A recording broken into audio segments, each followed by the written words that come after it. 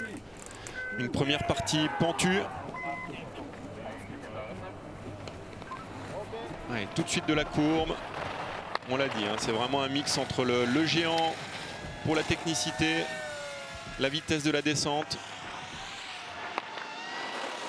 Ouais, c'est important, à haute vitesse, d'avoir les bonnes lignes, de faire les bons choix. La reconnaissance ultra importante, on l'a dit. Et c'est un super G qui est engagé, hein. Il y a de la vitesse. Il avait terminé 7e des derniers championnats du monde. Seyerstedt. En attendant, Flo Loriot au dossard numéro 3. Une partie très déversante au milieu.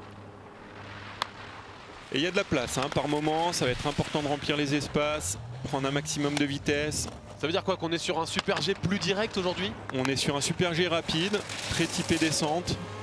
Ouais, donc mieux pour les profils très descendeurs et moins pour les profils plus techniques. Exactement. À la Marco Odermatt du coup? À la Marco Odermatt, mais voilà, il y a aussi des descendeurs qui sont capables d'être très vite. Je pense que ça va être un super G ouvert et c'est pas gagné pour Marco Odermatt. Ah, on a eu une petite surprise Stéphanie Vinir hier. Et si on avait une grosse surprise aujourd'hui? C'est certain qu'il y aura des surprises. Oh, ça promet. Sur les championnats du monde, il y a toujours des surprises. Oh, le dernier saut pour terminer. Ah, il est imposant, le dernier saut. Il y a de l'engagement. 1,25,72, premier temps de référence. Allez, Florian, il a toutes les qualités pour faire quelque chose de beau. Skieur très polyvalent, très technique aussi. Le skieur du club des sports de Megève. Oh, le mur est imposant d'entrée. Ah, il est très verglacé. Ah, c'est bien là ce qu'il a fait sur le début. Ses courbes sont très propres. Voilà, il fait jeu égal. Allez, maintenant, on va rentrer sur une partie un petit peu plus facile. Voilà, bien passé ce premier dévers. Petit moment de répit avant de retourner dans le vif du sujet. Allez, on a pris un peu de repos, que boum, on repart au combat. Voilà, là il est bien, il est très intérieur en ligne. Il va pouvoir lâcher les skis. Allez, il faut tendre au maximum les lignes là sur ces parties-là. Amortir les mouvements de terrain, essayer de plaquer au maximum les skis. Voilà, ah, ils se font secouer, hein. Attention, là, il est parti un tout petit peu arrière. Il y a du retard encore pour Florian Loriot, là. Le dossard 3. Ah, ça reste plutôt correct. Par contre, on le voit par moment. Il finit un petit peu vite ses virages. Il remplit pas assez les courbes. Ouais, le skieur de Megève secoué, là, lui qui avait terminé. Il essaie d'y aller, hein. Premier top 10 à Bormio. Ce qui va reprendre un tout petit peu de temps. Il limite. 80 centièmes, il limite la casse quand même.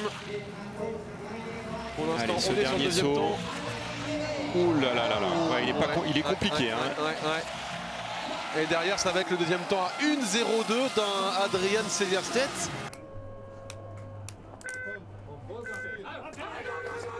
À 27 ans, c'est déjà une légende de sa discipline et il entrera un peu plus dans l'histoire s'il décroche ce titre qui lui manque de champion du monde de Super G. Marco Odermatt, la fusée suisse, partie sur les pistes de Svalbard.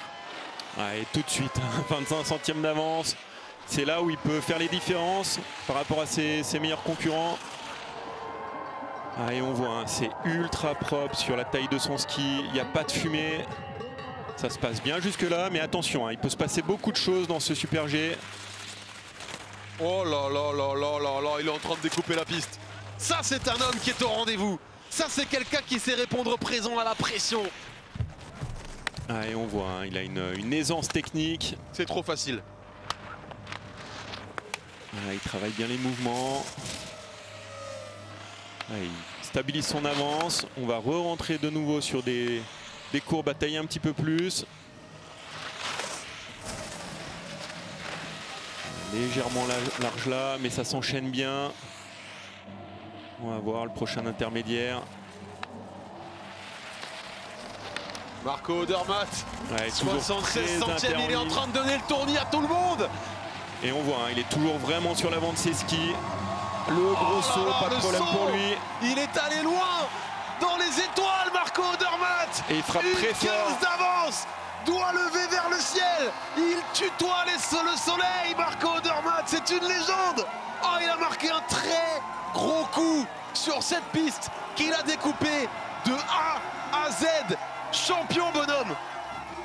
C'est important, là on l'a vu, On a parlé de cette équipe suisse qui s'entend très bien et là il donne les informations à ceux qui sont encore au départ sur lui, son ressenti, les passages clés, comment les skier, comment aborder cette course.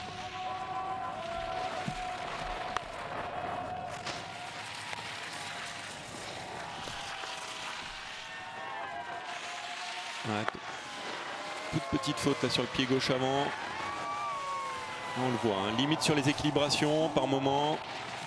Plonge très vite avec le haut du corps sur l'entrée de son virage.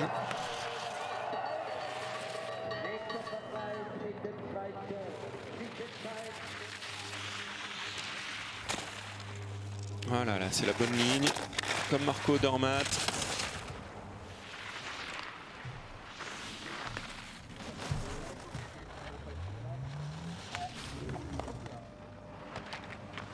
Ah, il y a vraiment de la vitesse, hein. C'est super beau à voir.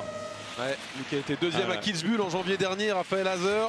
Ouais, 5 dixièmes, il a encore commis une petite faute juste au-dessus. Alors derrière on a Dominique Paris, l'Italien de 36 ans. Il est âgé, hein, forcément. Mais est-ce qu'il peut venir tutoyer Marco Odermatt aujourd'hui? Je pense qu'il y en a qui vont se rapprocher. Après, il a vraiment fait une course incroyable. Et Haser là qui limite bien la casse. Ouais, et le dernier saut. Il peut... Oh là là, il a vraiment volé. Il va terminer deuxième et donc il va éjecter Vincent Kriechmayr du podium. In first place and Super G World Champion, der Weltmeister für die Schweiz, representing Switzerland, Marco Odermatt.